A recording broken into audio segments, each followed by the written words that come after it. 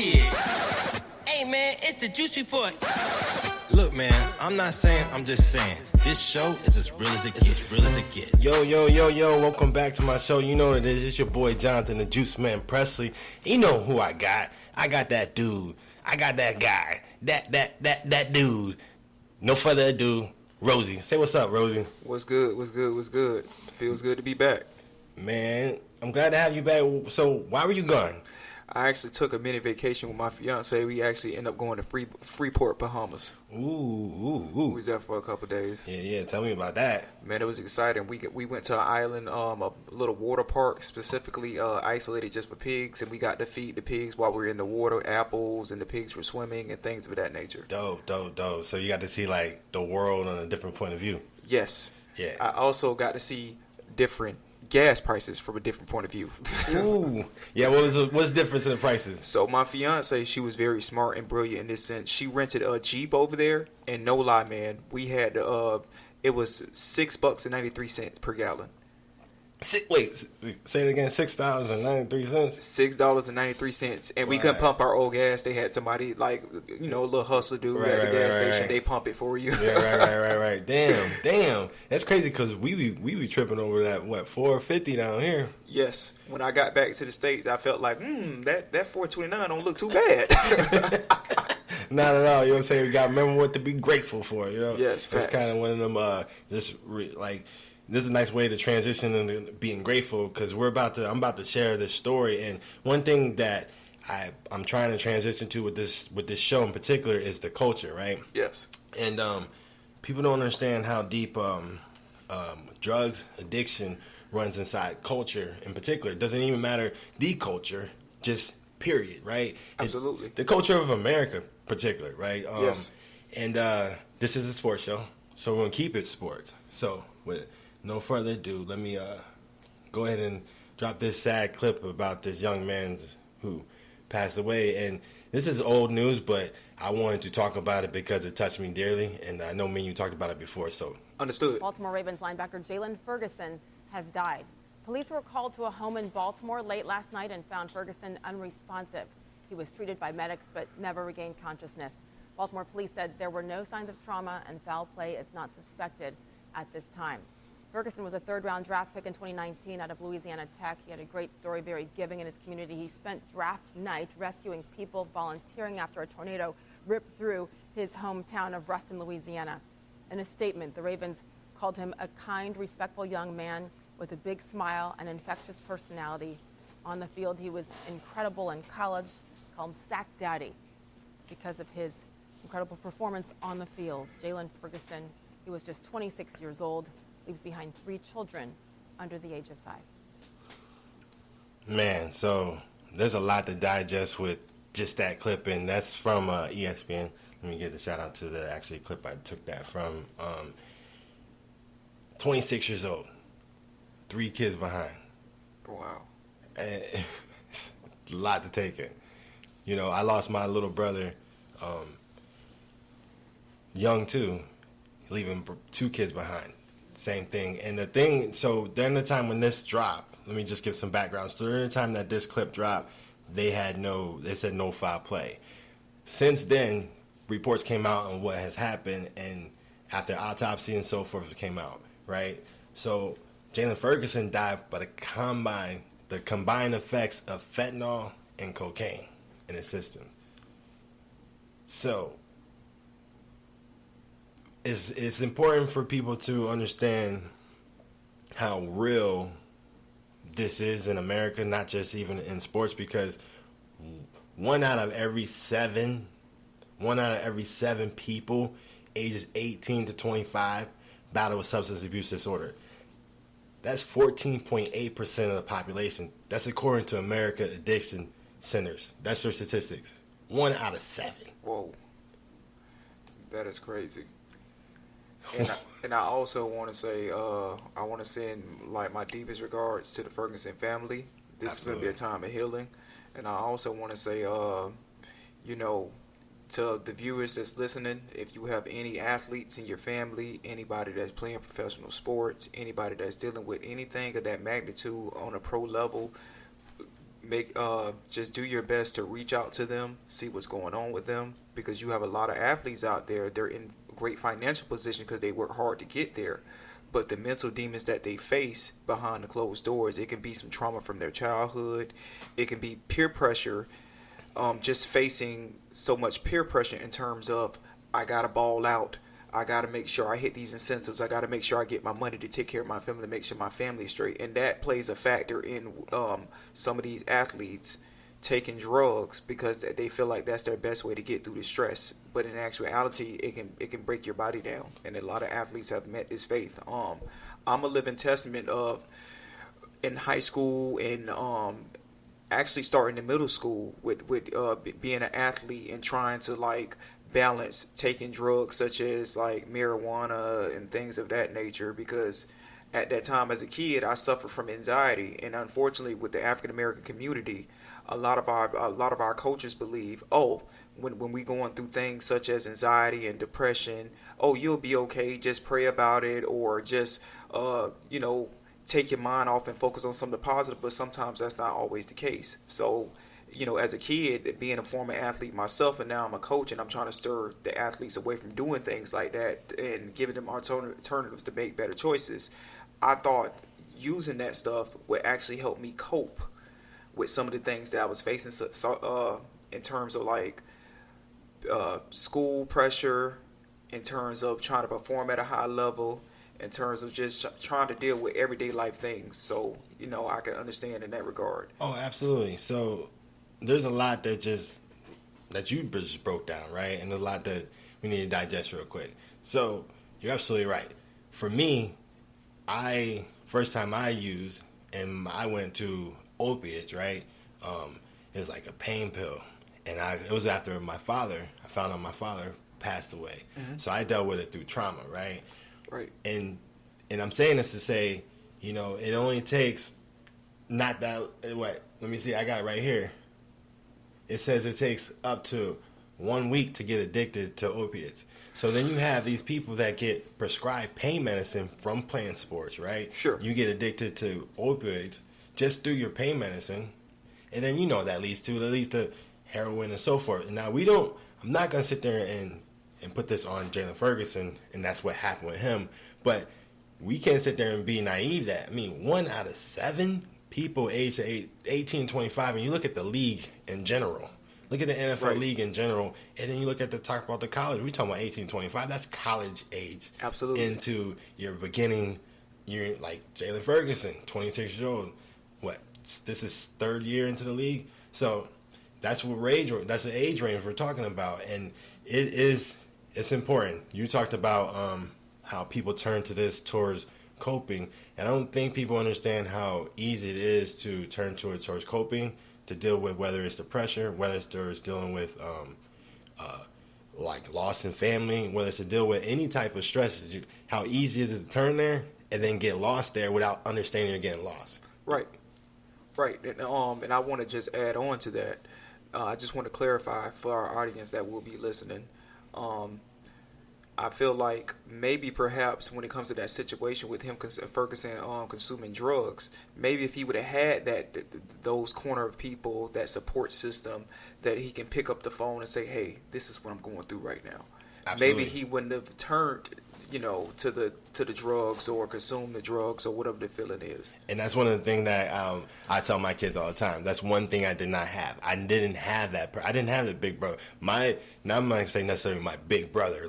I'm just saying I didn't have that guidance that would, like my guidance, you're talking about the marijuana, they'd be like, hey, yeah, man, go ahead and use this to get your mind off that. They were kind of like, you know what I'm saying? And then at the time I was growing up, my influence around me was kind of promoting that type of behavior. And I want to be like that. Go ahead. No, I understand what you're saying, Juice. And I kind of met that same fate in terms of being around an environment where they encourage it versus, hey, stay away from this. Focus on your things. Focus on school. It was more like okay, you with this? Come on.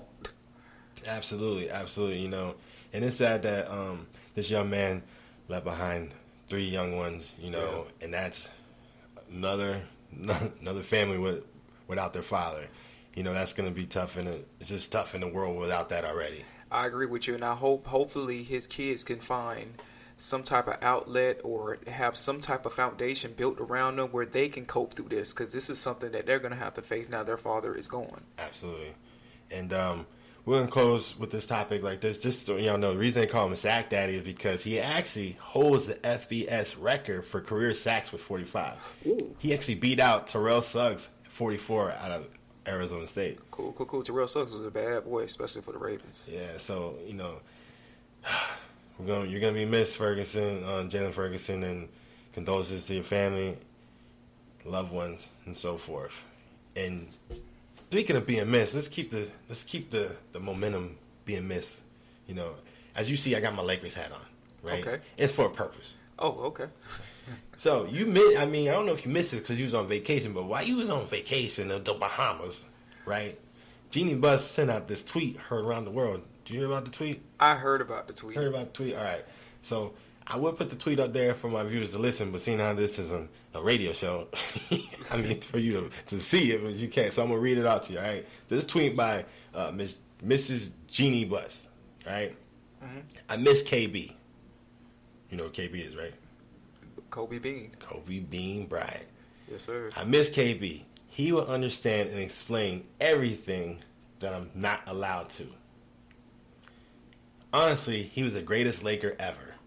He understood team over self, meaning your rewards will come if you value team goals over your own, then everything will fall into place. All can reply. That's Wizard tweet. Let's see. Now, obviously, the world went crazy when you seen that tweet. Mm-hmm. All right, go ahead. Well, she's entitled to her opinion. She's entitled to feel how she wants to feel. But in actuality, some of that stuff is relatively true, but some of it is not. Because based off, if he understood team values, then him and Shaquille O'Neal would have never broke apart. Yeah. I think she's talking about the now Kobe. You know what I'm saying? The Kobe that develops into, the grown man Kobe. After, because, there's two Kobes, right? You got the 8 Kobe, you know what I'm saying? Number 8 Kobe, the one beef with Shaq, right? Mm-hmm. Then you got the 24, he came back, revived after everything went through, right? Black Mama Kobe. I think she's referring to that dude that says, when they ask why he don't pass the ball, he's like, you see their work ethic? Well, I look at it like this. You just said Kobe your GOAT. Did you not say that? Yes, but when it comes to people who I love and who I embrace, it doesn't matter what sport it is. If I feel like they're my GOAT or they're my top 5, I'm still going to be balanced in terms of the criticism I give them and things that I'm assessing just based off the information that's out there regarding them. And I look at it like this. The Lakers were very awful when the moment, rest in peace, but they were very awful when he was playing for them. So I'm trying to figure out what team success or team achievement or however she worded it she's talking about, because they were very terrible these last couple of years with the. I don't think they made the postseason. So you're saying so she's basically saying this because she misses her friend. Yes. Okay. So then who's the quote about? Well, so if you're saying it has no validity towards Kobe, then it means it's directed towards somebody. And perhaps it's directed towards LeBron James. And the reason why I kind of feel like that's unfair, because now you're doing this compare and contrasting thing where you want this current guy that's playing for your franchise to be like this guy that's no longer here, and that's not fair, because we all have different personalities, we all have different ways of dealing with things, we all have a different way of doing certain things, especially for instance, the Dallas Cowboys, when we had Tony Romo as a starting quarterback, the team had a different mindset with him versus what the team has now with Dak Prescott. Basically, what I'm saying is they have their different styles of connecting with their teammates. Wait. What is it? Okay. So LeBron has a different way of connecting with his teammates? Yes. And the reason why I'm setting that up to say this. So this has nothing to do, because you beating around it. There's nothing to do with Kyrie. There's nothing, because this right here says clearly team goals and everything else. Clearly, this is understood team. So, because I'm saying this because the rumor is that they want Buddy Hill. Oh, and okay. he wants Kyrie Irving. Yeah, if you know them pieces. Well, Juice, it seems like to me, Genie Bus is trying to be cheap. That's what it seems like to me. But how can you be cheap when you already have, like, their cap situation? They have no money and they got to get rid of Russ. So how can they? Because apparently Brooklyn doesn't want that. So the point is, like, this is so. If the rumors are that LeBron is fighting for Kyrie to get there, like his camp is fighting for Kyrie, and everybody else is fighting a different direction. So if you're looking at it in that light, well, go ahead. My response to that is this: Kobe Bean Bryant is no longer with us. Rest in peace to him. One of the greatest players I ever saw in my life, but he's no longer here. And you can't expect LeBron James to conduct and act and make certain decisions, especially basketball decisions and business decisions. You know what you should do? Take that take, wrap it up real nice and pretty, and throw that shit away. Hey, everybody's different. Hey, you know what? Your fourth championship. How do you motivate yourself to keep the LeBron? I want to hear what you have to say about this. What else do I have to push myself on? Well, Draymond Green. LeBron has 4, and if I get 5, I'm the greatest ever, right? Boy, if you don't get your... Wait. So there's a couple of things. Did you hear it all? Try to run it back? Okay. No, I heard it all. Okay, so I threw Draymond in there real quick because I felt it was right on time. You're talking about, I get it. LeBron, Kobe, they run different, they teach differently, whatever. Two different personalities. 2 different personalities. 2 different playing styles, too. 2 different playing styles, all right. It's fine. I think she's talking about what I just said, but it's cool. But well, it seems like to me, Mrs. Buss beat around the bush. Why you just couldn't say, just be more precise with your tweets. So that's the confusion. So you might look at that tweet and interpret one thing, and I'm interpreting another thing. But I kind of feel like, when she says this team achievement, put team first. But there was a lot of teammates that played with Kobe Bryant that did not like him, including Dwight Howard. And he didn't get the best out of Dwight Howard when he had Dwight Howard in his prime. But there you have it in 2020 with LeBron James. So it's completely unfair. It's an unfair quote. Tweet, I should say. It's an unfair tweet. Dwight Howard ends up helping LeBron James win the championship. And you know what? I can agree. I think the tweet was because, the Kyrie and the Buddy Hield thing. Mm-hmm. But in the guts of it, yes, it's an unfair tweet because even if you are taking a shot at LeBron, even if it is about LeBron is about the team. It's like Team Bron. You know what I'm saying? But still, he's about, so I'm not going to take that away from him. So, okay, you get that. Yeah, and I feel like LeBron James does deserve some leeway. He only just won a championship with the Lakers a couple years ago. That's true. So clearly. But I think, the problem is like, even though that happened, inside the NBA circle, like the NBA world, they don't view it like that. So I don't think she views it as much weight as it probably should because it is a title, but I don't think, like, the world doesn't look at it that way. So internally, she probably doesn't look at it that way either. Well, the world ain't hooping at the highest level. They are. And I look at it like they faced that, as far as that bubble championship, they faced the same circumstances that everybody else faced. That's true. They were away from their families. They had to be isolated from everybody else. They had to eat this terrible hotel food or whatever the food they was limited to. So they faced the same obstacles. Everybody faced the same thing. I don't think they had terrible hotel food. I'm just saying they probably had the chef. Well, I heard a lot of complaints. Too. I heard a lot of read a lot of complaints about a lot of the NBA players. Like, it was just terrible. You had to have a certain mental toughness, and despite all that, they got the chip. So I'm not even going to knock them on that tip. Kudos to them. Hey, so back to the Draymond. Draymond said it, the 5 rings thing, right? Mm-hmm. And we know he was just, making fun and whatnot. But that, inside that, was deeper. Because clearly he was talking about with everybody, the Jordan and LeBron debate, right? Jordan has 6. That's why he's better, right? Mm-hmm. So, with that being said, because everybody likes to seem like they're taking shots at Jordan, right? So we'll keep the momentum. Because John Morant has something to say as well, right? All right. So let's hear what John had to say. I wish I played in his generation, though. Yeah. You wish you would have played in his generation? Yeah. Why? I heard he was like just how he, go about the game, just that mindset he had. Mm-hmm. I would like to, play against him. So. Yeah. You know, yeah. This time you're not saying I would have cooked a. I would have cooked them too. You would have cooked Michael Jordan. Man, nobody got more confidence than 12. No, no, that's what you're supposed to say. I get it. As you should. Yeah. I'm never gonna go and say nobody gonna beat me in one-on-one or anything. Yeah. I don't care what it is, what sport it is, soccer. Who the best player in soccer? Come on, we can play. Now, the reason I played it to that full extent, right? Because, I mean, you see it. Social media be blowing it up, right? Like, the man, like, went on air and was like, yo, I said I can cook like Jordan. Like it was like that. You know what I mean? And you just heard it, right? So what's your take on it?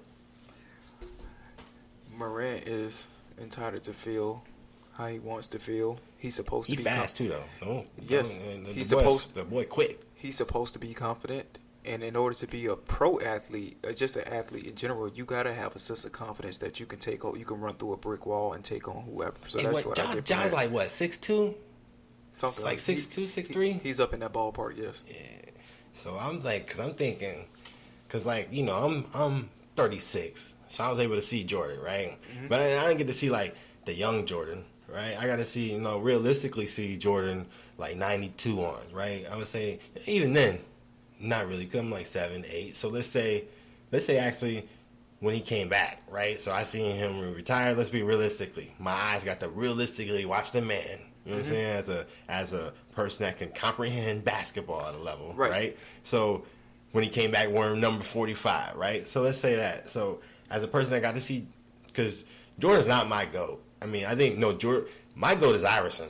He's just not tall enough. You know what I'm saying? Because I grade my GOATs on a different level, right? So, and then I'm a Kobe guy, right? Iverson, not to cut you off, Iverson is 1A for me. Kobe is 1B. My man. You know what I'm saying? Hey, I didn't know that. That's what's up. Because, like, and then obviously, but I give Jordan his props as being, like, the GOAT because I know his accolades. I know he dominated for a whole decade both ways. My thing is basketball, you got to play both ways. That's why I like Iverson. People sleep on his passing lanes. The man led the league in steals, like, 3 times, I believe? Yeah. Like, so even though he's like 6'0", he understood his position and he played to his strength, So, and he's a dog. Damn to step over Tyronn Lue because I saw that as a kid. This man had his hair braided by his mom during the damn game, sitting on the damn bench. So I just felt like he was goated after that. You know, he goated, and he that as a little kid, that was remarkable. And he made them change. He made them have the dress code. Yes, he did. Like, so he influenced the game, like Jordan. Jordan influenced the game as far as like networking and the money and everything. So yeah, I mean everybody. And, like, you look at Kobe. This is why. It's another why. Because Kobe says that anything that you get from Kobe, he got from Jordan. So, you kind of like grandfather. Then he got to be the GOAT because he's grandfather. That's just my belief, right? Right. And I want to say I appreciate, and I'll never forget this, watching Kobe playing his last game and drop 60 points with Shaquille O'Neal coaching him on, just motivating him on. I believe Shaquille O'Neal, and I'm paraphrasing, Shaquille O'Neal's like, I challenge you to get 50 points. Shaquille O'Neal, Shaq went on and said, this MF went out and got 60. Yo. Hey, Black Mama, rest in peace, man. Rest in peace to the mama. And then as far as with Iverson, Juice, I love Iverson from a different point of view. I love him for playing basketball, but I also love him because in my opinion, him and Deion Sanders, they changed the culture in terms of they made kids that were in the streets, that was carrying guns, that was doing bad stuff, put the guns down and go into the gym or go on the field and work on their craft because that's how that's how huge they were on the culture. So that's why I love Allen Iverson. Absolutely. And Iverson, was still in the streets at the time. So, and like, absolutely. I know their backstory as well. And yeah, anytime you can bring the culture, from the streets onto any profession, whether it's the football field, baseball, basketball, the basketball court, or even the tennis, right? With the Serena Williams, with the Williams sisters, right? Absolutely. So, yeah, it's an incredible story when you can even like look at me and you, right? Absolutely. Anytime you can, anybody you're listening right now, anytime you can transition from something that you like, you at some point in time in your life, you're gonna have to make a choice whether or not you want to stay where you're at. Like, nobody is going, if you're still where you're at, it's a choice. Somewhere along the line, you made that choice, and that's what it is. But you can still make a choice to get out of it. Yes. And that's the thing. You're going to have an opportunity at some point in time in your life to make that choice. Go ahead. Some people are scared to elevate, and I'm a living testament of that. One of my biggest issues, just from age 24 to now, I'm about to be 32 years old. I'm 31 currently. I'll be 32 in September.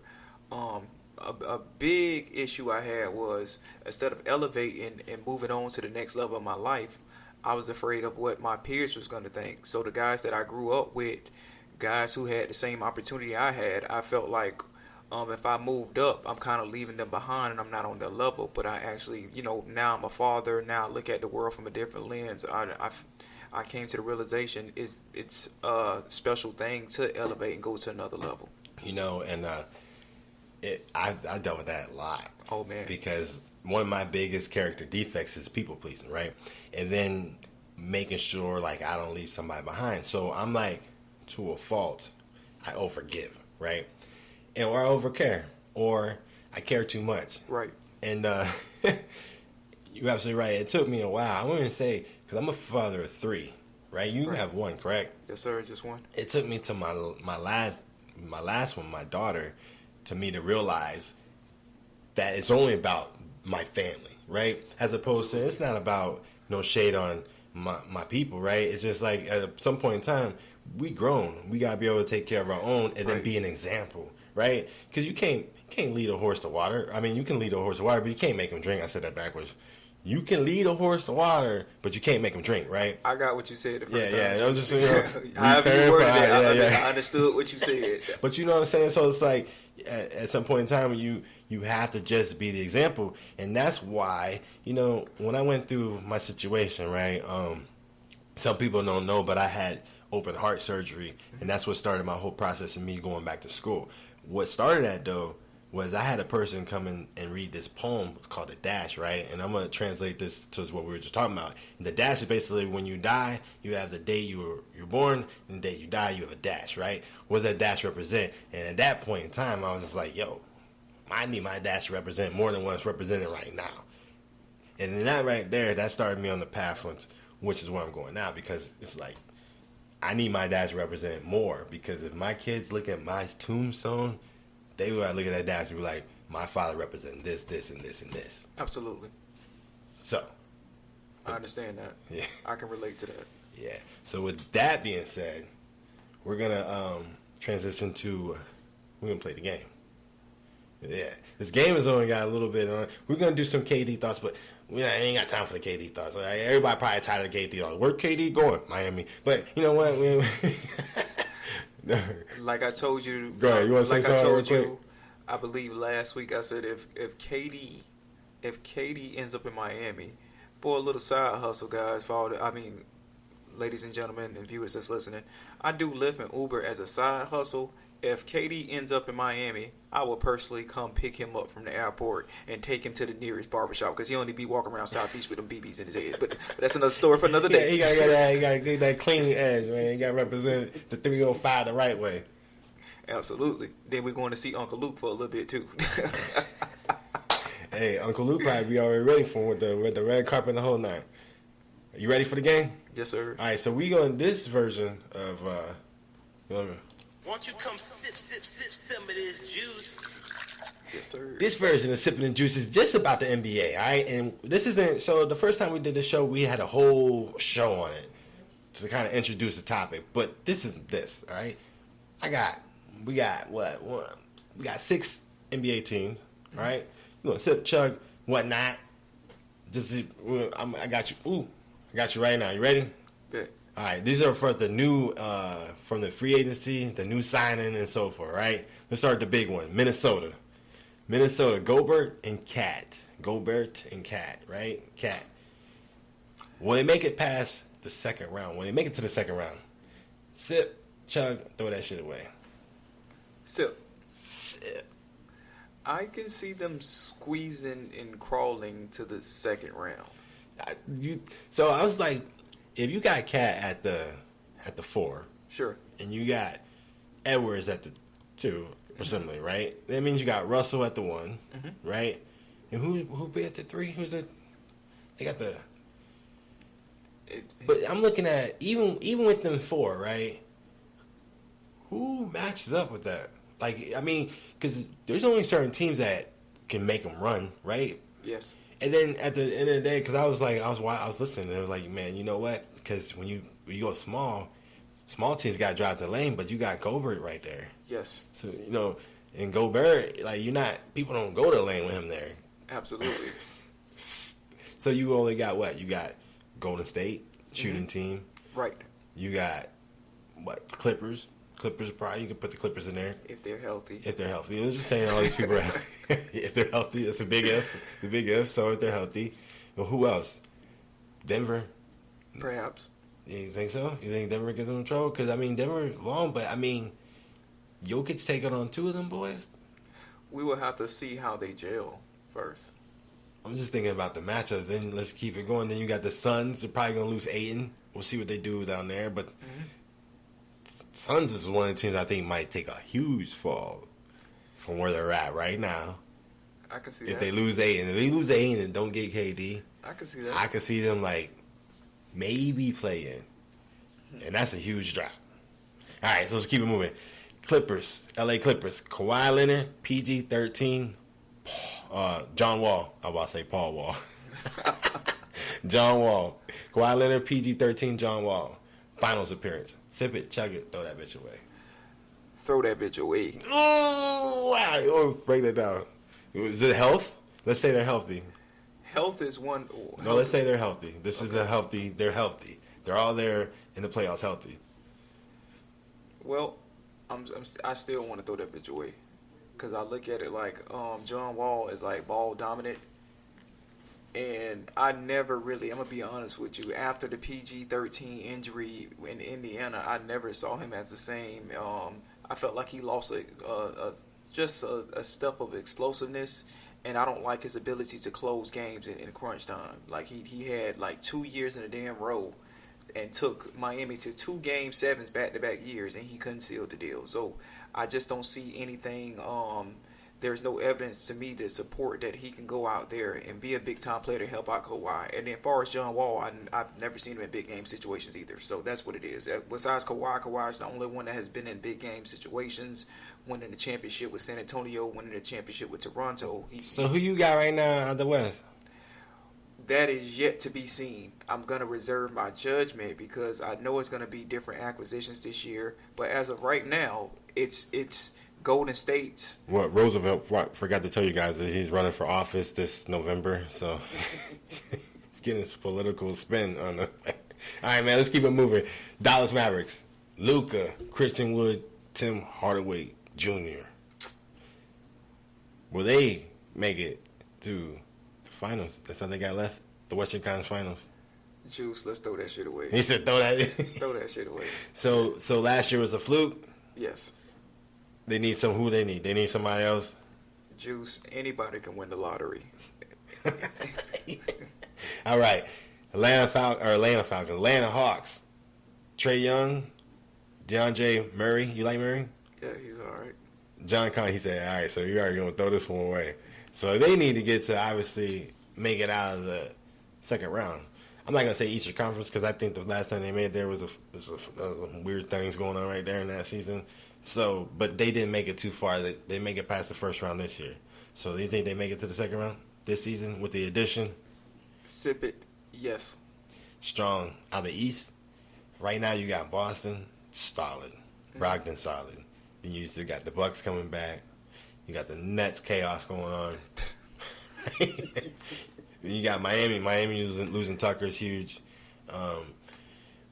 Les Hero makes a step. So they're probably like what? Like he said, what's the face for it? He said, I said a Hero makes a step. He said, you don't like Hero?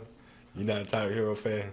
No, I like Hero. I just need more consistency from him. You know what I'm saying? Like, talk about consistency. Here's the last one for you. All right. Sixers.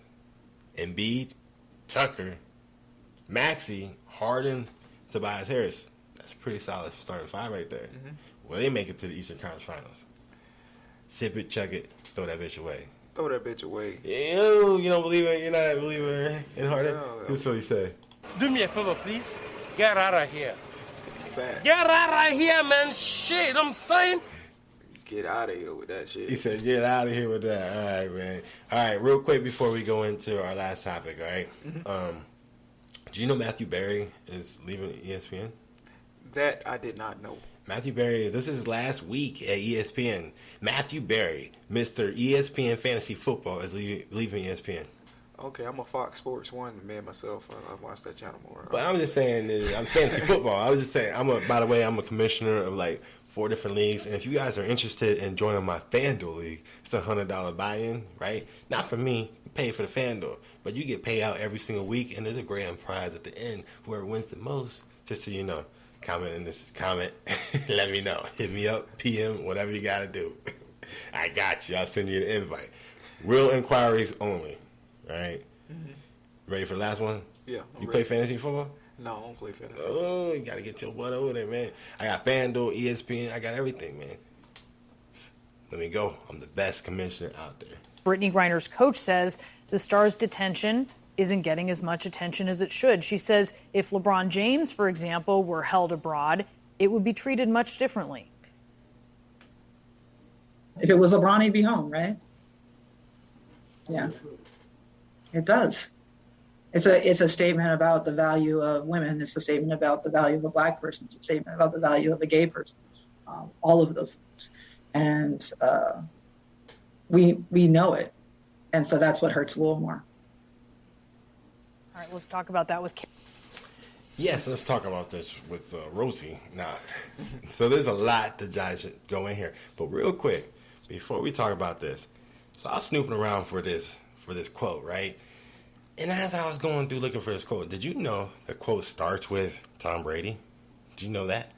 It's crazy because nobody's sharing that. They're all talking about the LeBron quote, right? It actually starts with the reporter asked, and then I couldn't find a clip to put it for me to share it. Right. But it starts with the reporter asking her if it was Tom Brady. And then she responds back, yeah, if it was Tom Brady or LeBron James, and then goes into the rest that you just heard. It's funny that clip right there on CNN, shout out to CNN, right, just only showed what I just said. So 2 things now that, because I was like, it just kind of didn't change my perspective on it, but it gave me another perspective, right? Because why wouldn't you say Tom Brady too, right? Right. Why would you just say LeBron? They're both big names, right? Is it because it's Mr. Captain America or because you're trying to keep the race out? But she said race in her comment. Right. So, Go ahead. You go ahead. You want to start? You want to take it first? Yeah, I'll take this. I just feel like she was just very emotional because somebody that she deeply cares about is held right now. But I also feel like it's unfair to Tom Brady. If so, because I didn't hear that part. Oh, it is. It's a fact. Okay. It's a fact. I feel like it's unfair to Tom Brady and LBJ due to the fact they not in this situation, and you're bringing unwanted attention to them when they are completely innocent. They didn't do anything to Brittany Griner, and when you do things like this, you draw a split.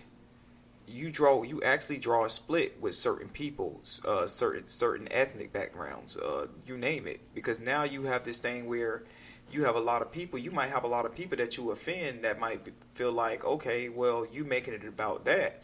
But in actuality is you're saying all these things, but you're not putting you're not even bringing up the fact that Brittany Griner has to take accountability for her action as well. Is it unfair what she's going through? Yes, but let's just address how we got here to this point where she's been held.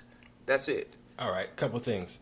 So you just talked about the split in certain demographic. Yes. And it's funny that these media outlets are not sharing the Tom Brady part, right? We're the split in the demographic, right? It's just, and I'm saying this because I'm in media, right? So I know how it works. And the reason that the coach would say something like that is because even though it bring that split or whatnot, it's also bringing attention, right? So now more people are looking at, well, why is she over there in the first place? You know what I mean? As opposed to nobody understanding why she's there, so forth, or she was playing sports and so forth, right? Whether we liked it, whether we like it or not, that's where it's at. That's kind of why she did it. But I want to kind of dig deeper into everything that she said, right? The value of a black person, the statement and the value of a gay person, and all those things. You kind of alluded to it when she did have cannabis oil illegal illegal in Russia. We're going to talk about the legalities that they have in Russia because I actually pulled up the laws and so forth. But so you're in a communist country, yes, with an illegal drug, and if people don't know what communist means, they have a certain way that they view things. Absolutely. So if you are this person who have all these characteristics that are viewed negatively in the country you're currently in, right? It's kind of risky to test the limits. Absolutely. So here's the law right here. It's illegal to possess or sell or grow cannabis in Russia. The country has the highest number of people incarcerated with drug offenses per capita in Europe. Yes. They're most imprisoned under the notorious Article 228. That's crazy, right? Yes.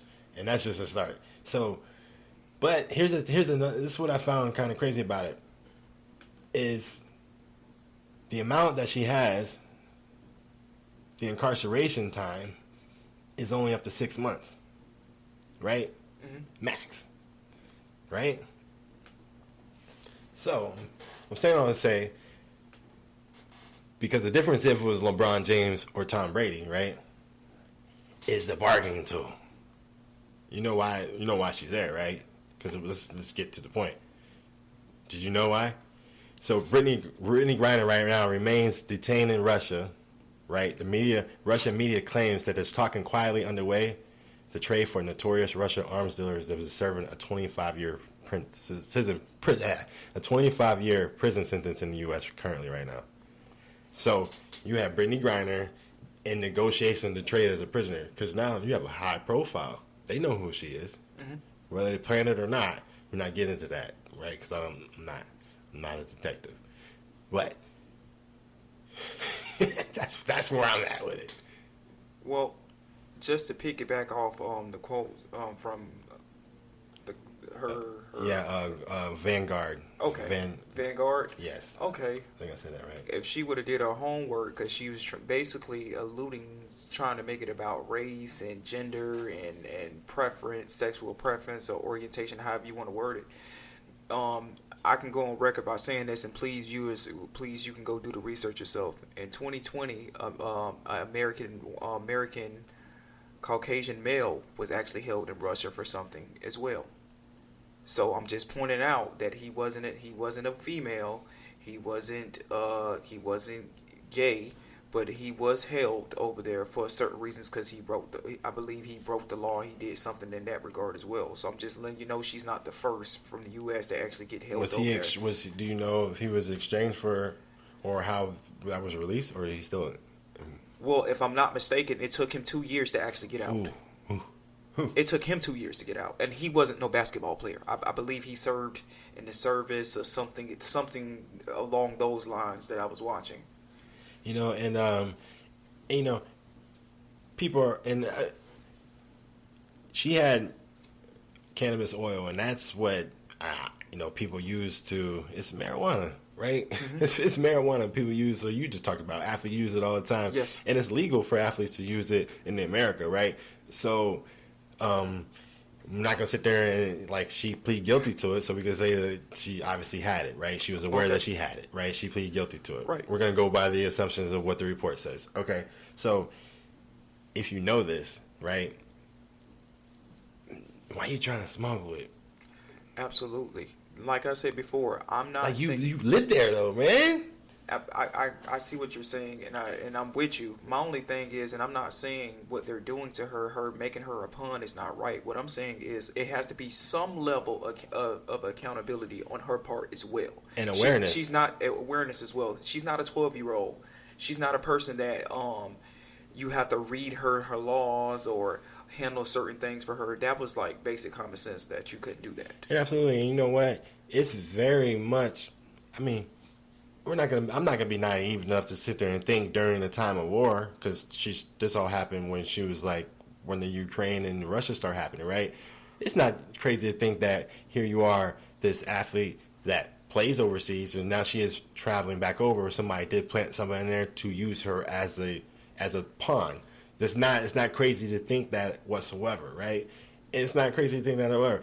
But, I was looking at the research. I'm saying all to say this because did you know, this is towards ACLU, original analysis. Did you know that marijuana arrests now account for over half of drug arrests in the United States? Well, over 8.2 million marijuana arrests between 2001 and 2010. That's crazy. That is crazy. That's crazy. That is crazy. And now we're over here like, I'm just saying, I'm just going to put that out there because I only say that because, yes, she needs to come back to America. She doesn't need to be in Russia. That's a fact. Yes. Right? And if she's going to be punished, let her be punished over here, not over there. That's how I stand. And that's how I'm going to close with it. Mm-hmm. You got anything to say on it? I just know that, things happen. Hopefully she can get, I hope her the best. I do know when we come, especially us Americans, when we go to different countries, we have to be on our P's and Q's. We have to be aware of what we're doing, who we're around, watch our surroundings. I remember just not too long ago, one of the Ball brothers actually got in trouble over there in China for doing something silly or whatever. Yep, shoplifting. Yeah. Hey, so I'm just pointing out. The middle one. I believe it was like Angelo. Yeah, no. No. It's the middle one. Jello. Yeah, because Lamelo's the youngest. Lamelo's the youngest, so it had to be like Angelo. Yeah. It had to be like Angelo. The one that played for UCLA. Bingo. Yeah. That's the one. Yeah. Him goofing off in the country, and then they basically, they showed him how things were run there. So you just have to be aware of your surroundings and just tread softly over there. Absolutely, man.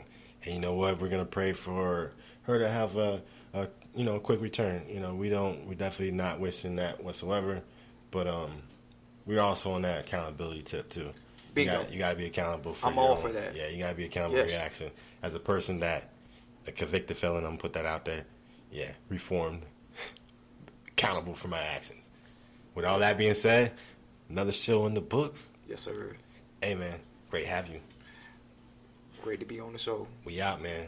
Peace and love. Remember, like, comment, share. Check me out on Spotify, iHeart, not YouTube. YouTube, not iTunes yet, but soon. Promise you. Very, very soon. Very soon. Facebook, Spreaker, all day, every day. Peace and love. Bet.